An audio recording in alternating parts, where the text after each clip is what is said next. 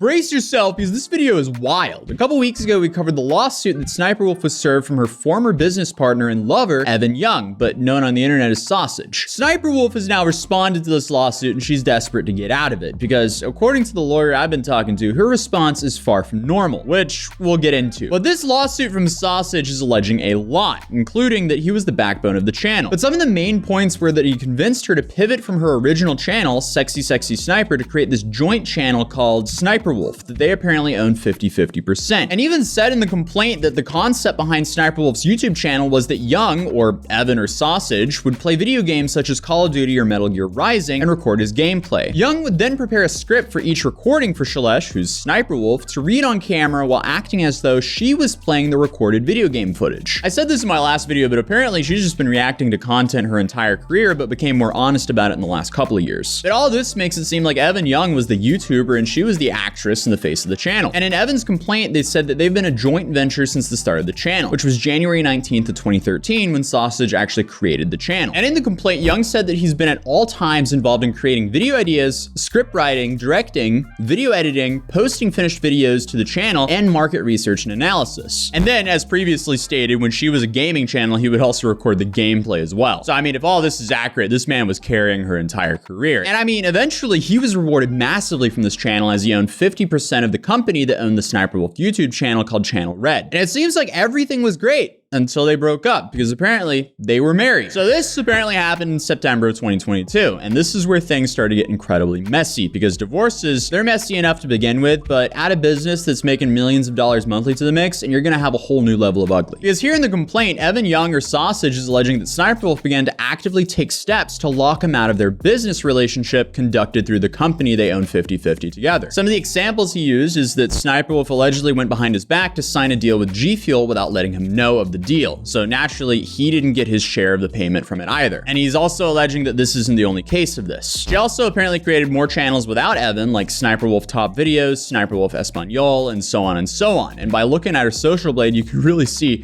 the views have halved since they broke up. So it seems like Evan had a lot to do with the success on the channel. And in the complaint, Evan's also alleging that Sssniperwolf has refused to provide Evan with any access or information relating to the new channels. But then he dropped a more serious allegation where he claims on September 27, 2022, without his knowledge, Sssniperwolf took his hard drives and his phones from one of the properties they owned together. So apparently she's out here stealing hard drives, and to make things worse, he then had to start locking her out of the Sssniperwolf channel to get it all back. But he could allegedly do this because, remember, he made the Sssniperwolf channel, so he still apparently has some leverage here. So that's the TLDR of Evan's complaint. Let's see how Sssniperwolf responded. But again, these are lawsuits, so it's all alleged, and we're essentially just getting two different sides of the story. My understanding is Evan Young has filed his complaint. Sssniperwolf is now responding to this. And if this does go to trial, Evan will then have to use his evidence to attempt to prove his truth. But Sssniperwolf's response starts off in a very interesting way. So here we have a motion to dismiss from Sssniperwolf. And it starts off with, a bat and a ball costs $1.10 in total. The bat costs $1 more than the ball. How much does the ball cost? Gaslighting. The answer is in the conclusion, but 50% of Harvard students get this question wrong. It is meant to demonstrate the inherent problem with intuitive or fast thinking. The majority of time, Rule 12b motions to dismiss are denied because, intuitively, courts believe the plaintiffs have pled enough to meet the low bar to assert a cognizable legal claim when facts are deemed true. In this case, however, presents an example of where the court should disregard an intuitive and quick knee-jerk reaction. This case is somewhat unique, but the family division should be the one to hear it. Interesting. So I'm assuming that they believe they'll have a more favorable outcome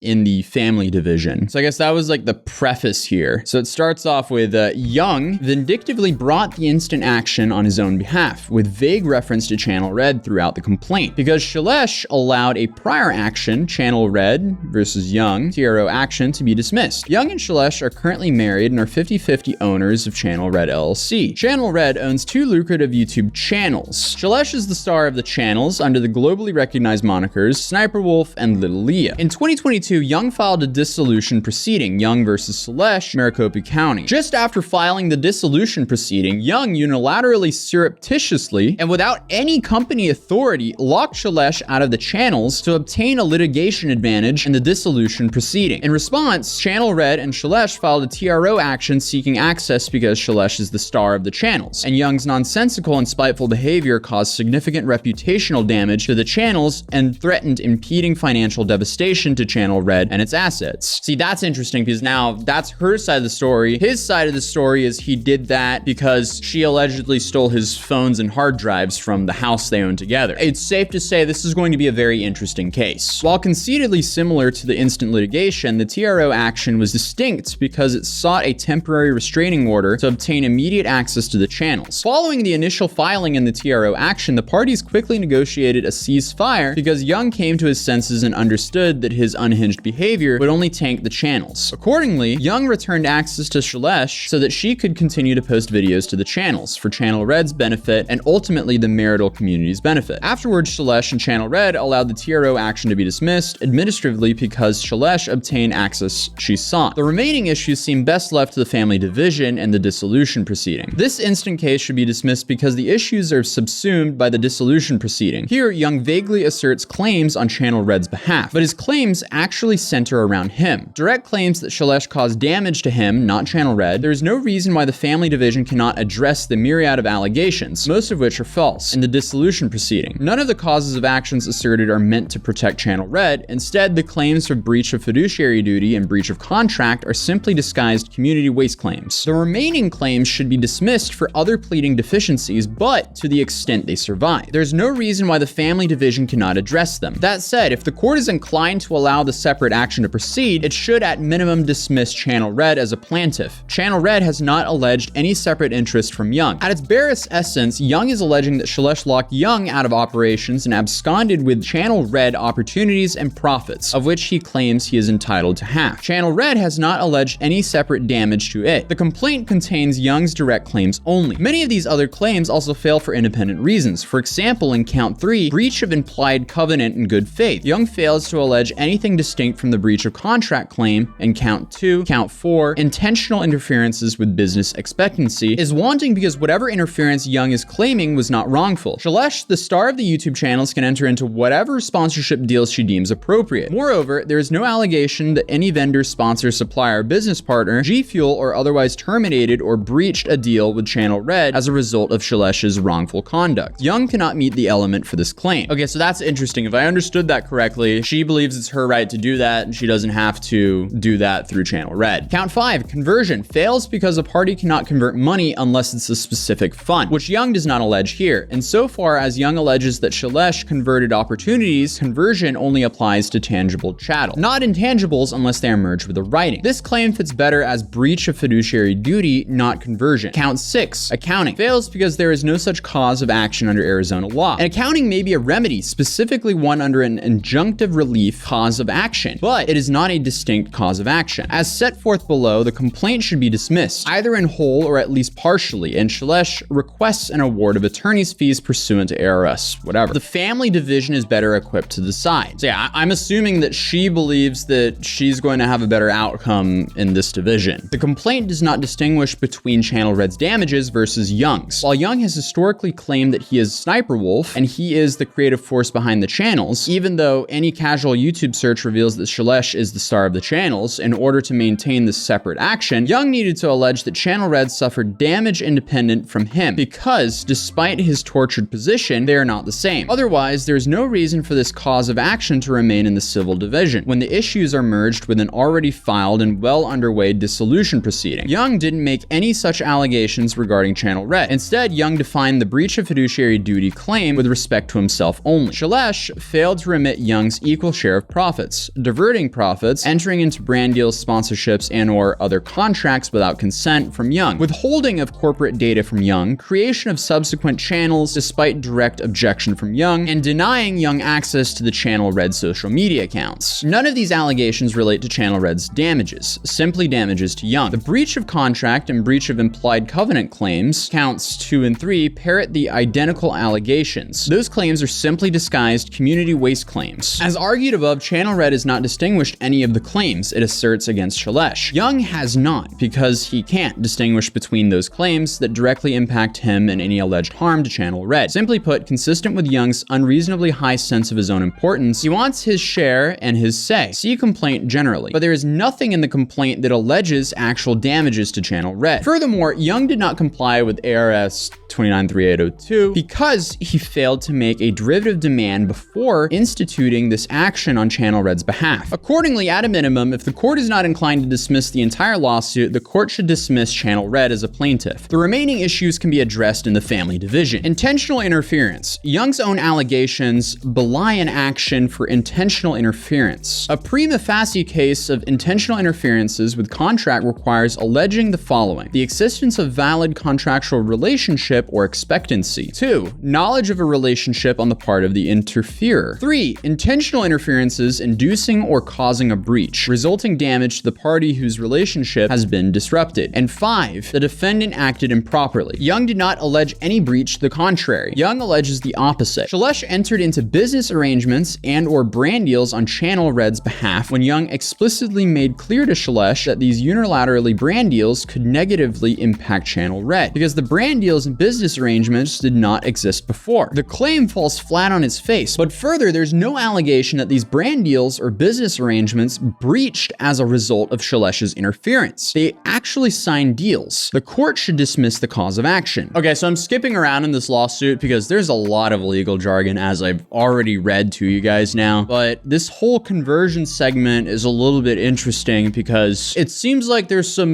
finessing going on from the Sssniperwolf side of things, because they say plaintiff has not alleged a specific fund capable of description, identification, or segregation. He simply alleges that he is entitled to his share. Again, such claims are best left in the fiduciary duty box. Accordingly, the court should dismiss the conversion claim. So if I'm understanding this correctly, he's saying, hey, I'm owed X amount of money from these brand deals, and she's like, he's alleging he's entitled to his share. Well, let's leave that to the fiduciary duty box. Interesting. And then finally, you have the accounting. Other than, by the way, the statute of partnership context, Arizona does not recognize actions for accounting. There is no statute requiring an accounting here, and this is not a partnership. This cause of action is subsumed by the breach of contract claim alleged in count 1. Simply constitutes a remedy. The court should dismiss it. Conclusion. Their answer is 5 cents. Oh, so this is like, you know, the riddle they put at the start of this. This, I guess, is the conclusion to that riddle. The bat costs $1 more than the ball, so the ball costs 5 cents, and the bat costs $1.05, for a total of $1.10. Again, here the court should avoid the fast, intuitive thinking.